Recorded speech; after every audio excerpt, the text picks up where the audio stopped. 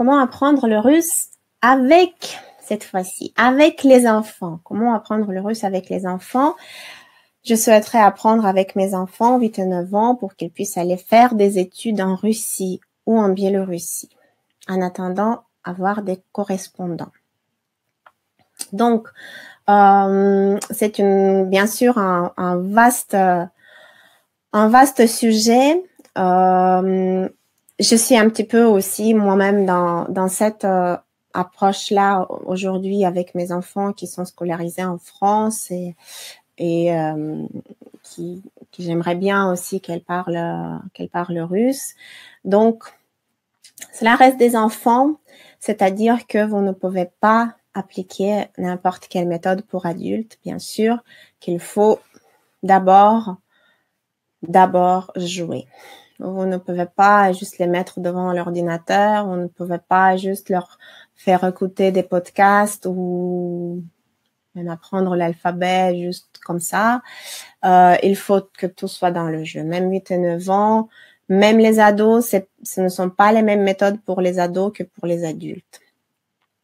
On peut bien sûr avoir encore une fois comme un petit peu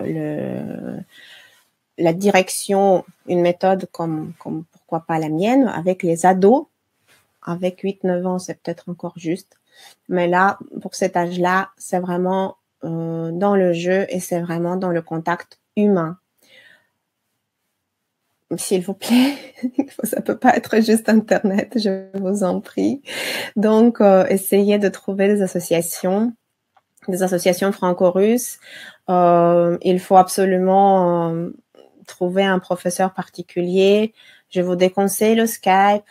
Essayez vraiment de chercher les contacts autour de vous. Vous savez, en France, il y a énormément de mes compatriotes. Donc, vous trouverez forcément votre bonheur à la fac, dans une association, le magasin russe du coin.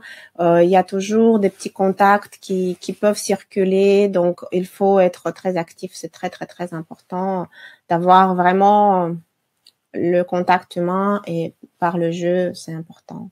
Alors, bien sûr, après, on commence aussi à cet âge-là, on peut commencer par à la fois l'apprentissage du vocabulaire et de l'alphabet, un petit peu en parallèle, bien sûr, parce que l'alphabet, ils vont pas l'apprendre comme dans les cours adultes.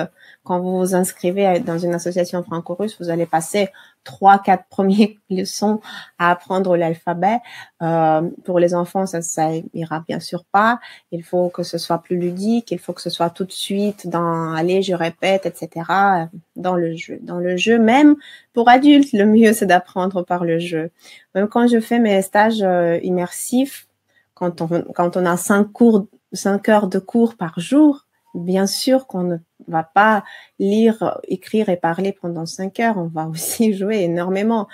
Sinon, c'est juste un petit peu dur pour tout le monde.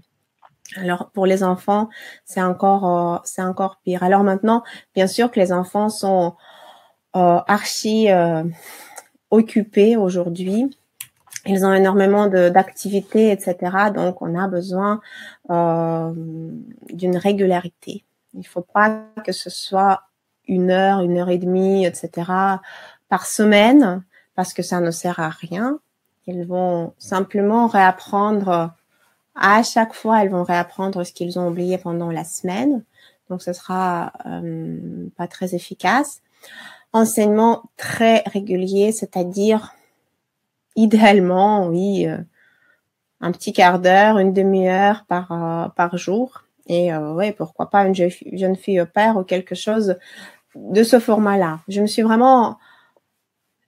longtemps réfléchi sur cette question, donc je pense que c'est quelque chose que j'ai à vous conseiller aujourd'hui pour ça. Pour cette situation-là d'apprentissage du russe avec les enfants.